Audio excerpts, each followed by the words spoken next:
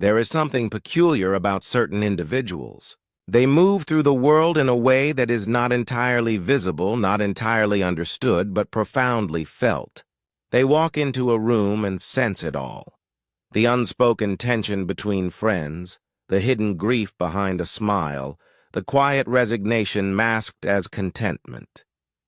Society has called this a gift, this heightened awareness, this ability to see what others miss. And yes, it is a gift, but it is a dangerous gift. Perhaps the most dangerous one you will ever possess.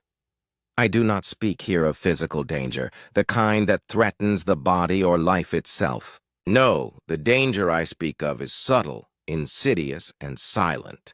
It is the danger of living so consciously, so vividly aware of the undercurrents of reality, that you cannot partake in the peaceful unconsciousness that sustains most people. Have you ever observed a gathering of people, a party, a meeting, an ordinary social scene? Really observed them? You notice the ritual, the dance everyone performs effortlessly. How are you? Fine. A laugh at a mediocre joke. Nods and smiles at stories already known. It is a tacit agreement to remain on the surface, to avoid confrontation with the depths of what lies beneath. But you, the observer, see beyond this veil. You notice the wife flinching at her husband's words, the colleague who laughs but feels desperately alone, the anxiety rippling invisibly through the room. Once you see these things, you cannot unsee them. And herein lies the first danger: isolation. Isolation is not merely the absence of company. It is the profound sense of being unmoored in a world where everyone else seems anchored in comfortable illusions. Your perception, which is so acute and penetrating, creates a chasm between you and those around you. You understand too much too quickly, and they sense your awareness. It is unnerving to them because it threatens the roles, the masks, the carefully constructed facades that allow them to function. Society, in this sense, is like a play, with each participant enacting a role. The devoted mother, the diligent employee, the jovial friend. These are roles, costumes that everyone wears, and the performance succeeds only so long as everyone remains in character. You, however, are the observer who refuses to look away, who refuses to pretend, who shines a light on what everyone else has agreed to ignore, and people do not like this. They rarely react with gratitude or curiosity. They react with discomfort, sometimes even hostility. You are too intense. You overanalyze. You read malice where none exists. You see what should remain unseen. And in this perception lies the first subtle trap.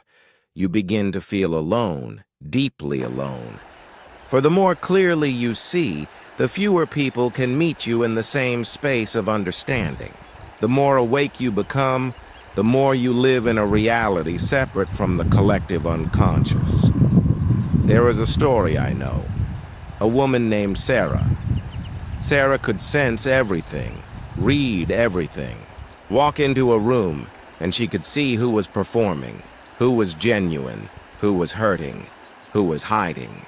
People could not maintain their comfort around her. Her friends, initially enchanted by her insight, gradually recoiled. "You're too intense," they said. "You overthink everything. Can't you just relax?" But Sarah could not relax, for her eyes had been opened, and once opened, they cannot be closed at will. She lost friends, relationships dissolved, and her presence became a mirror others could not bear to see. This, my friends, is the first danger. The isolation that comes not from circumstance, but from perception itself. The second danger arises from the tension between awareness and action. To see clearly is to know truths that others would rather ignore.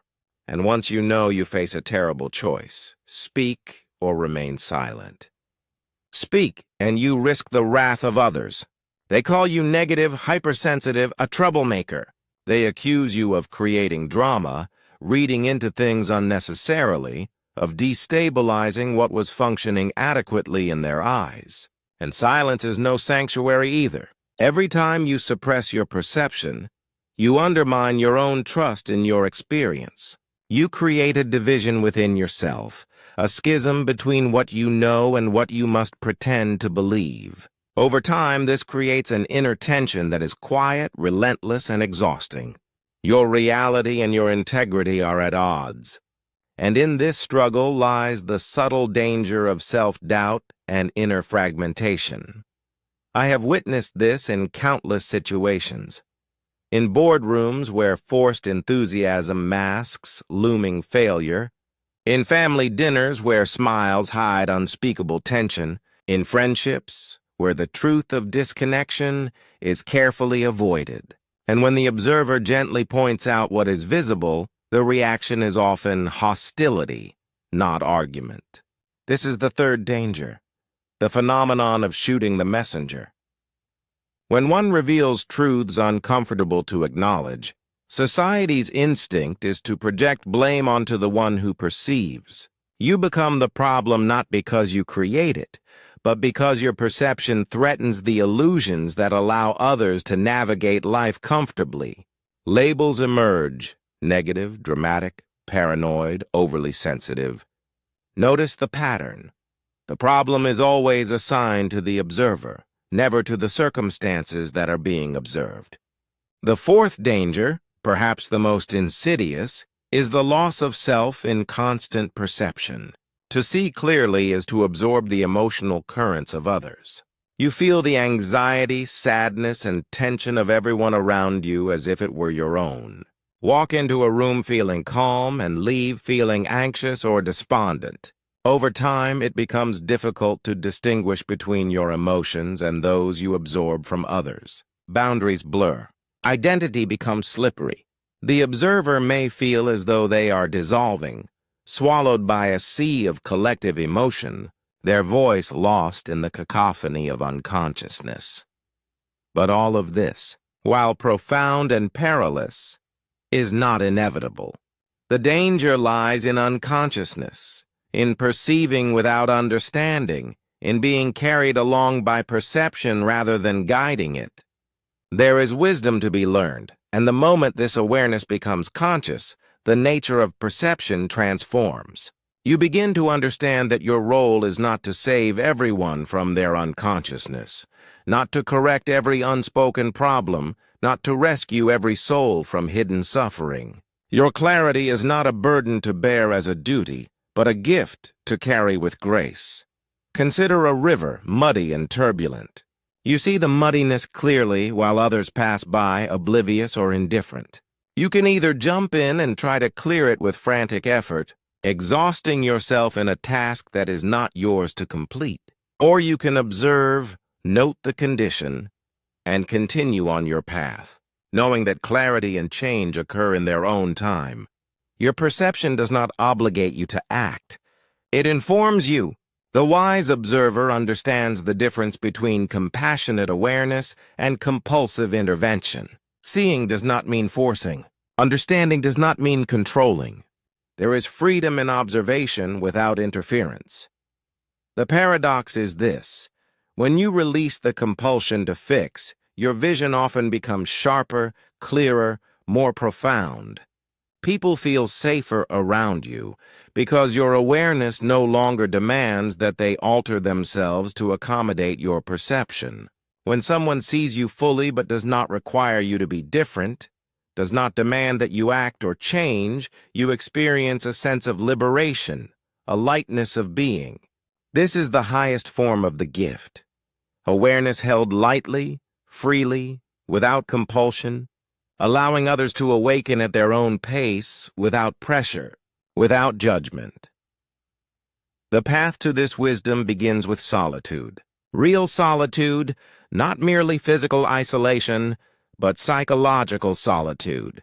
Time spent in stillness, observing your own mind, discerning your feelings from those of others, centering yourself amidst the currents of external emotion.